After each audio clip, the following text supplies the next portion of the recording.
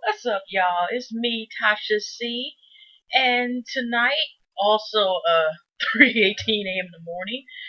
As y'all see, I'm different location, but another damn shoe rack on the closet. Just let y'all don't know this. See the disclaimer. Most of my videos, I tend to be a person that uses profanity. Just warning y'all in advance. And thank y'all to my subbies that's been around and the new subbies that I'm getting. Thank you so much. I appreciate it. I appreciate the love from my YouTube buddies and friends, whoever. And I'm saying whoever people. I'm just saying thank you all, y'all. Like I said, I'm a little bit tired, but I have to wait until at least my nephew is here for a couple days, and he's the type of person I don't feel like being middle video, and he told my mom, Auntie Tasha, uh, what is fuck me? And then he's going around fuckity fuck. Yeah, we don't really need that, okay, y'all. So yeah, that's why I had the video, and I just got through watching this, and then I'm gonna do my Real Housewife of Atlanta afterwards. I don't know if I'm gonna upload it because a lot of y'all ain't gonna sit here in the middle of the night and do this and watch, probably most of it anyway, YouTubers wise. So y'all, I will have them up tomorrow, and I will be doing Love and Hip Hop. Which, considering that I forgot that I looked at the damn last episode a week later, is the reason why I forgot that I'm thinking it's supposed to come, where it seems to be the premiere week or coming back from episodes got postponed at least 1 or 2 weeks due to the holidays. And I hope y'all, like I said, had a wonderful Merry Christmas, Kwanzaa, just day, whatever y'all believe in practice. Y'all, I hope that y'all just had a lovely day and weekend. And it might be my last video of the year. Is tomorrow for the Love and Hip Hop return for the new episode. And if I have time, I may try to do some more bundle videos, 1 or 2 videos, but I'm not going to guarantee that. But you will be seeing me next week, especially back on, schedule. But I am going to let y'all know. Heck, we can wait for the scandal bundle. I am planning on doing that. I may still have to do 3 separate episodes because there's so many damn details and so complex with that damn show. But I mean, it come back into February, so even if I decide to do it in January and February, it won't be a big deal. And I know I'm really behind on the Braxton, so hopefully I'll be able to get that in because I do honestly want to continue to do that show. Even though I'm about 5 or 6 episodes behind, but I can make it work. I'll just do a bundle, just do criminal analysis. Okay, I know I've been rambling, y'all, but if y'all get a chance, y'all check out my video if you haven't already, my testimony video, and check out, I did a guest appearance on Jay Mayo's Upper Discussion podcast. Shout out to him. And he recently, had me guest appearance talking about infatuation with obsession. So if y'all get a chance, check that out too. Okay, y'all, let's get started with this, man. I'm gonna get started with our lovely favorite couple, Benji and his wife, Sanja, Sarah Rod, and Savannah. Now, shout out to Much Love Kentucky, but I am starting to think, like, she's one of those people who sat there, you have people who lie about anything, everything, whether it's a life-changing event, a serious event, I'm about to slit my wrist, and they saying it to get attention, or I'm pregnant just to keep somebody around, or this and that, or whatever the case is. So you kind of know that Much Love was saying she's thinking like she probably just lied so she can get married to the family and just live off of them. And then the only reason why I'm kind of starting to believe that is because this whole episode, I understand it's your day, but her and Benji are acting like, number one, they're not being supported by other folks. Number two, they're acting like very extremely ungrateful, like somebody owes them. Yeah, a FU and actually an eviction notice is there. What the hell they need to be owed, because what the hell is they doing? And then they thinking like somebody owes them something. That's pretty much what we continue to see with them all the time. And all those say, oh, this is I gotta work on back. I ain't gonna lie. But what I'm saying is that we see the repeating pattern, and the way they're talking is like they feel like somebody owes them something. And the way she's talking here, I hope the wedding, I trust Jules' judgment, this is Benji wife talking, I trust Jules' judgment that's going to be nice and loving. Her and Benji's talking, Benji's something here like, what are you doing? I'm thinking like, yeah, what do they do? Because, like I said, all they do is eat, sleep, and fuck type of thing material. I don't really see what else they do. And they're talking, like I said, is they invested all or majority of the money and they live in their own place. It's just like the way they're talking, it's like they've paid some coordinators to do they already paid in advance. The coordinators, renting out everything, the cakes and everything else. And the way they're talking, like I said, it's like shit should be owed to them. And like I said, they really got a lot of nerves to be saying anything. They don't seem even appreciative and grateful. They bitch and complain about basically hopefully it turns out this way and hopefully it's not a disaster and hopefully like this. If they like consider them such as freeloaders as these mofos is, they should be lucky even if Bozo the Clown or the clown from Stephen King's It coming that bitch and marry them off, okay? And, if both, like I said, they both say you take this wife and they sit there with 5 clown cars. It should not fucking matter because as far as I'm concerned, these ungrateful mofos, just like the cake incident, with him and Benji, and he admitted with being the damn, I wish I had a damn baby rattle here to rattle because all I seen is just this baby ass mofo still holding a grudge with Brooklyn for some reason. I'm not going to her event. That's because it's just, like I said, we got another sibling issue that we're about to get into. Also, this whole issue, just this whole mess that continues keeping on. It's like y'all supposed to be adults. I understand they're young adults, but it's like, seriously, seriously, seriously. Okay, y'all, seriously. I'm just saying, y'all. Excuse me, y'all, when I take this off, but I'm just saying that as we continue on this episode, it just seemed like when they go to the play, if he's so worried about cakes and he paying for the cake his damn self, they can get a special at Kroger's and Sam's Club if this to their satisfaction of him making sure he don't spend less than anything past $70. Cause like I said, they expect people to sit here and be accounted and take care of them. And that's all they seem to be complaining. Then he gonna complain when Brooklyn forgot, Randall's birthday, but they don't like each other any darn way, and she got other stuff to do, whatever. So when they had that little scene, now that's his new excuse was why they weren't going because it was the girl's birthday. But they could have went and did whatever the heck afterwards, because I know they got school or a job or whatever, or they work at home or whatever the heck they do. And I know they probably are lined up, so maybe that's why they couldn't go to that neither. Okay, next. So that's just all his thing. And when I think about it, it probably was good that he did not attend her event or that his wife. Because if they bring in some negative energy and shit like that to the thing, who wants that on that show? And I'm gonna give credit to that she did do a good show. But we'll get to Brooklyn in a minute. But we're gonna save the sibling thing last with Jules Sakona and Janice behind. Because, like I said, she's starting to work my nerves. She's been working my words. I know this is the last couple episodes with Janice and her. So, anyways, y'all, we have this thing here where like I said, Brooklyn forgets their birthday. You have Benji, like I said, the whole time complaining when they went to go to cake first. And when the cake person realized he's still trying to get a deal and Innocent Case wasn't worried about really spending no money, he walked the heck off and was probably mad that they spent probably who knows how much them samples usually retail value cost. It probably cost $20 per plate. And then once he's trying to get the cheapest cake, and even the man said as far as I forgot how much he said per so whatever it was, Benji wasn't gonna try to spend shit. And at all, but how he gonna agree to a cake that she wanted, and it was a fashion cake, knowing he couldn't afford, like I said, anything past for $100, because I think he barely has $50 at that. If really he wanted to where they paid for everything, okay. So, like I said, Brooklyn, we're gonna switch here. Brittany always makes a guest appearance with 2 to 5 minutes, so we really can't talk about her.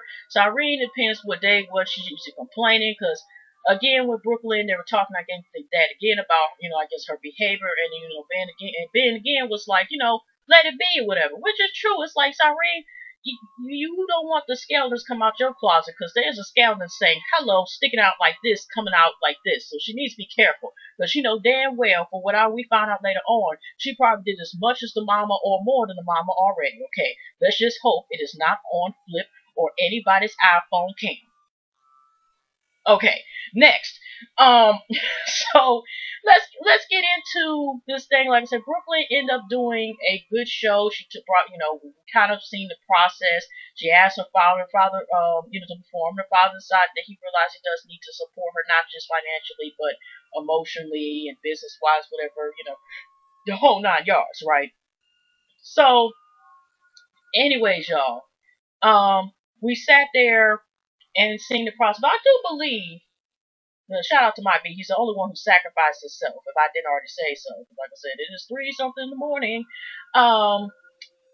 that actually, she probably, even though she was working all those times, and you can tell that homegirl in the end did sit here and put a lot of work into what she, into all the time in that show. That was actually a pretty good show. And it turns out she had sponsors and ticket sales to get all that together. So I give her credit. Like I said, we ain't gonna go on the line of all this models and everything like that. But I will think that anybody maybe just me, but did it? I think a couple times, or maybe it's just one, that a couple times her and the dude in the first season, his first episode, because they did have them eyes like,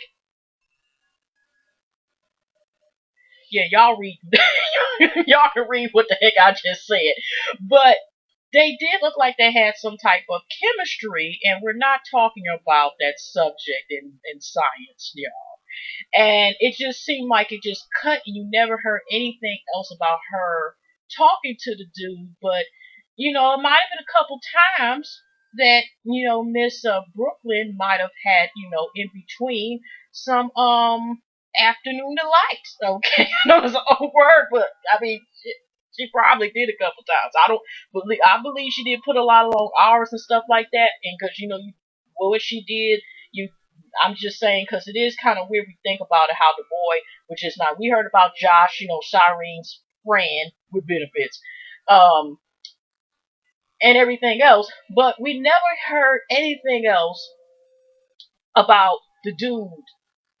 And from there, and Brittany, I heard some tea from one of my viewers. I don't know if she's subbing or not, but she didn't comment about some tea they found from the site that Brittany, might, might not even like dudes. I don't know whether that's the case or not. Maybe it could explain why she stays with the family. We don't know. She is. But it just seemed like Brooklyn would have stayed in contact anyway to do more so than Brittany. Because Brittany is like, even if she, whatever, whether she's straight, bi, or lesbian, or bi-curious, whatever, she just seemed like she is stuck on, I needs a husband. Can I get married? I needs a husband. So that's a whole other ball game. Oh, bless that child. But anyway, they didn't ever, notice it just kind of like put it under the rug. They never say, she never even mentioned it. I could have sworn nothing that she ever talked to that dude again. So she might have talked to him alright. I'm just saying. So, there really was no much going on in that situation except that she got a good job. Cyrene at the end, she was also one of the models, did congratulate her, realized she was wrong, and she sat there and, bad-mouthed her, whatever. She didn't go into all the details, but at least she respected enough that you were working and you weren't sitting here just being a bad mom. But even if she was, she shouldn't be really talking about anybody at all, and whatever the case is, and neither should Benji and stuff like that, but they didn't tend it, and, I understand Ben was trying to work on the differences, and when I see in the season finale previews how what's her name's wife had a special list for people who couldn't talk and wait, and that's including her. And that's when I'm like, girl, both folds and clothes or eat something or whatever the case you do. Because like I said, it's like they got a lot of nerves to be sitting here talking about what they want in a wedding, which you can have requests. Now, if they say you can have anything you want and they willing to pay whatever, then that's their choice, because it's not coming out of my pocket, or any of us that are watching's pocket for this wedding, okay? But what I'm saying is that they both, Benji and her, I had to keep repeating this, I was just so shocked and just shaking my damn head about how they felt like people owed them. And I'm just like, seriously? Seriously, I'm blessed in position to this, and I ain't gonna sit here and talk about people, not letting anybody know. Like I said, I am a college student. I did with a lot of health stuff. But make a long story short, I do blame my parents.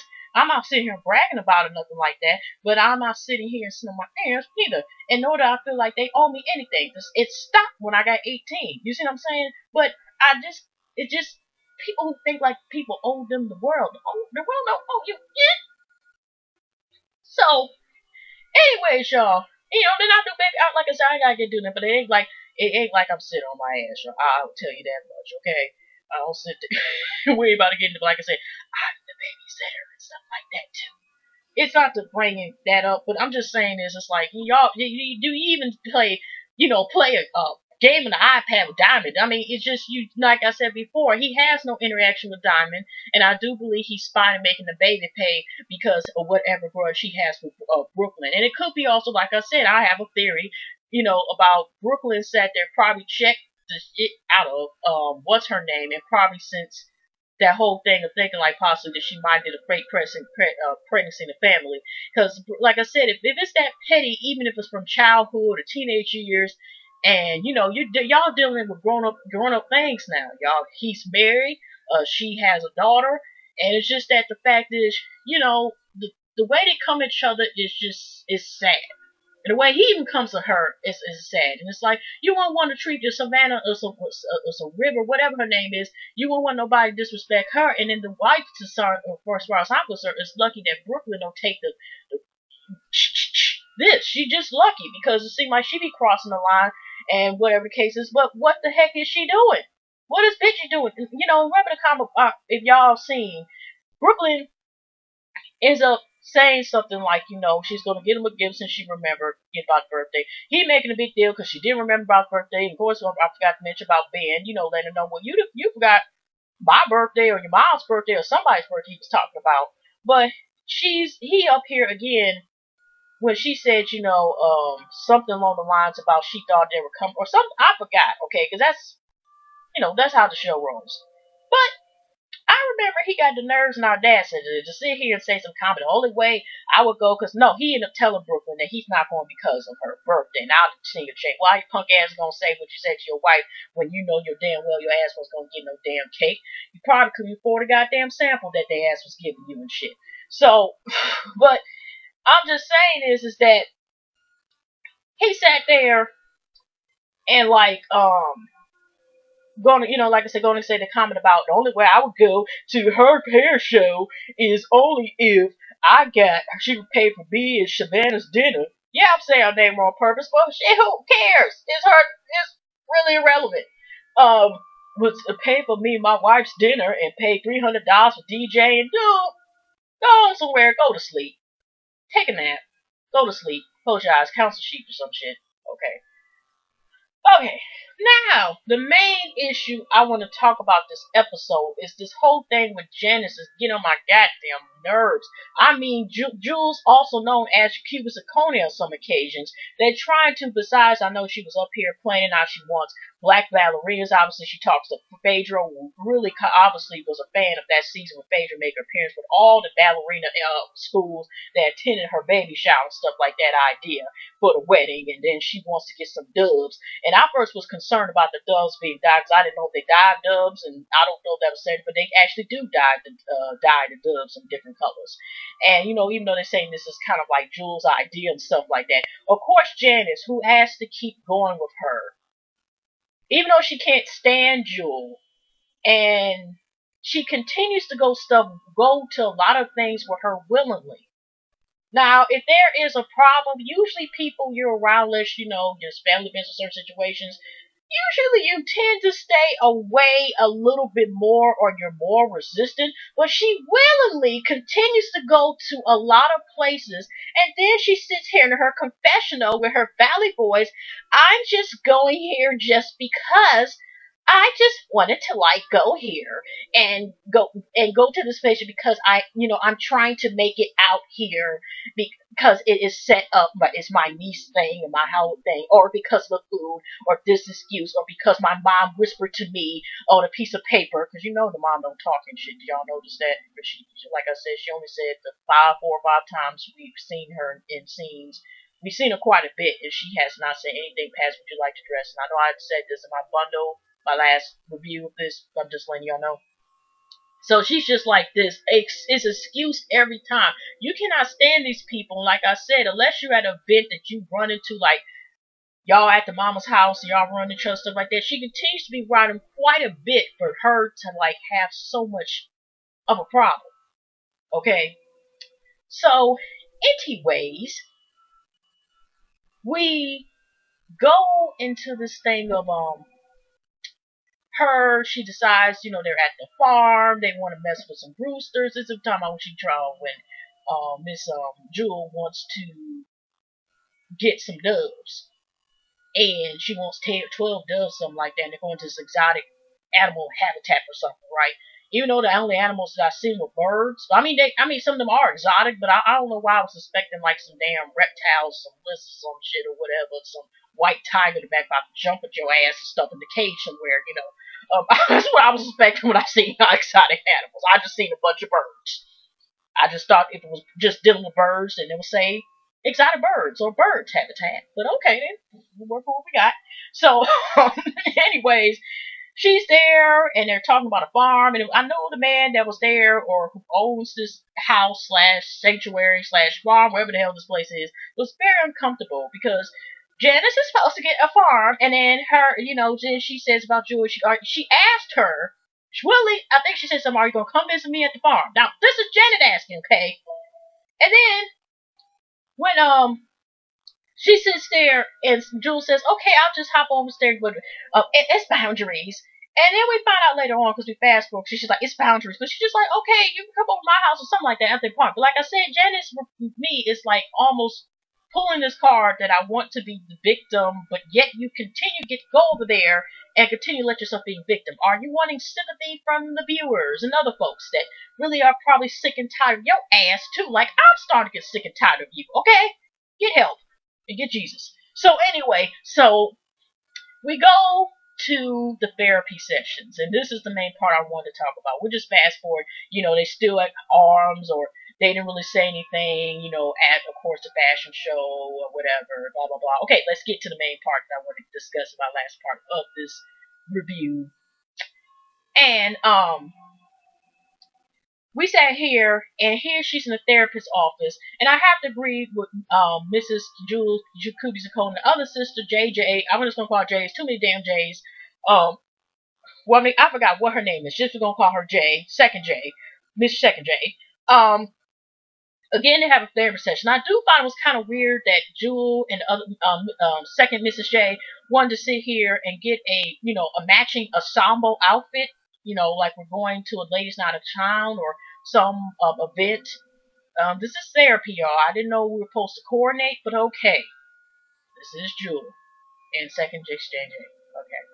So we end up going to you know, the event. Here, Janice, I want everyone to hear my truth, and I'm sick and tired. Now she sits here and pulls out a letter. And she sits here, God rest her soul, Nelson Mandela. Here is a quote from 1994 on this presenter date, specifically at 9 p.m.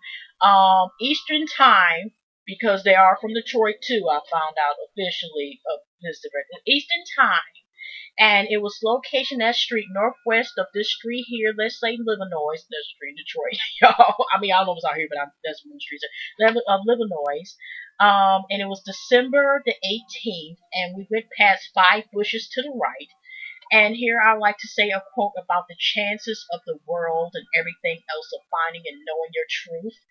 And here I wanted to point out on the type. Oh, here is a typo. I would like to point out that I on this date had seen you, Jewel. I confirmed Jewel or Jewella, also known as, that we were going to a Pacific church at this time, and they had 3 poinsettia plants in front of the church. And, oh, y'all, let me get my ring thing down. Placenta plants at this church. And I had seen you in a very compromised position when your leg was right here when I was going past the area and walking on my way to the church with the 3 placenta plants. And then you had told me, because I was the age of 4 1/2, 3/4. My birthday was going to be 2 months later, and 3/4 of a day, because I was born also at 8 p.m. at nighttime, and my blood type is A. No, my blood type is A. No, my bad. Oh, I forgot. I'm reading the wrong thing. Mine's is O+. Yeah, I forgot that. My bad. So, in the time when I was getting prepared to pray and I actually seen you, I had cried because I was just traumatized of the effects that you have caused for our family and the effects of our culture and the whole entire congregation and the earth. And I wanted to say to you that when you had came to me, because you were the age of 13, 14 years old, and you had threatened me, and you had said, don't tell nobody, you better keep this a secret or whatever else. And I like to also point this out, but I'm going to indirectly. Now I'm talking in my head that actually this is a good time for me to get sympathy from every person that is watching the show and slash the therapist, that I'm going to possibly add a lie because this is in my favor as far as this is going. So I'm going to say that you had threatened me. Well, she didn't say threaten me at first while she's reading this ridiculous letter, but yeah. So we got this letter, and first when she's saying this comment that just because of this statement that she was traumatized that she's seen her sister do this, and so-called told her don't tell nobody. And I'm sitting here like, seriously? Okay, I agree with a YouTube bud might be that, yeah, she does seem to be jealous of some other issues or whatever. You know, whether Jewel is getting this money from Ponzi schemes, whatever she's getting this money from, it does seem confusing, and she seems to be having this somewhat jealousy. I don't know what it is, but she needs to be in there by her own self with her own goddamn type letters and see this therapist on a regular basis. Because I have no choice but to agree with Miss Jules Cusconia. Right is right, is wrong. Because I'm starting to see stuff with Janice too that is very questionable. Like I said, she's quick to talk about somebody else, but she do need to be sitting up there with I think what's her name, Dr. Deborah on there on a weekly basis, or at least once a month basis, or whatever. Okay, might be quiet because something just doesn't seem right, and her whole issue is back to this. And considering her behavior does not match, she has such a problem with Jewel, but continues to be around this family on a regular basis. And then it turns out Jewel, I'm surprised, but she admitted, yeah, I was drinking and smoking at 13, 14. And this is also, she's one of those people, that's why I try to make Cyrene to make her perfect of what she should have and could have and should have been. But that makes her more of a hypocrite, because it's like, Cyrene, like I said, might be doing more plus that than what she's doing. But I'm not saying she should sit here and celebrate it, but at the same time, I'm just saying that she was really out there, and then she admitted, I guess to Ben when she was upset after you later on. I know I'm fast forwarding to that scene, but she's like, yeah, I was having sex in the car, and my leg was up here, stuff like that in the back of the car, whatever. I'm not gonna lie about that, and whatever the case is. But what I'm saying is the way that Janice is saying this stuff, you have to wonder is she trying to do this somewhat for attention now? Because like I said, now she admitted that she's got boundaries, but Jewel gave Janice a key to the house, and she said, well, it was a nice gesture, but did she say she gave the key back? Did she just keep the key and stuff like that? I'm just saying, not to say that they are on the right, whatever, but I'm just saying, Miss Cusconia and Mrs. JJ are not the only one with issues. Janice, you got something going up there too, okay? And it's proven in this damn episode that, some things to think about. Okay, so, of course, Jewel was crying, like I said in the last couple episodes, last episode and this episode, maybe even next episode. They try to not make her as flaunty somewhat. Of course she was going over the wedding and stuff like that somewhat. But at the same time, they try to make her more, less flashy and more you get to know Jewel that she really is Jewel, right? But yeah, that would turn out to be her issue, because, Jewel's crying, Janice, here, of course, the therapist, of course, having sympathy for Janice and stuff like that, because she feels like, how do you feel? Do you feel great? Do you feel better? Stuff like that. But yeah, y'all, it just leaves me a question mark. But now I'm starting to really question Janice and stuff like that. And that was pretty much the episode. I know I damn near run about talking about random some damn 30 minutes, but yeah.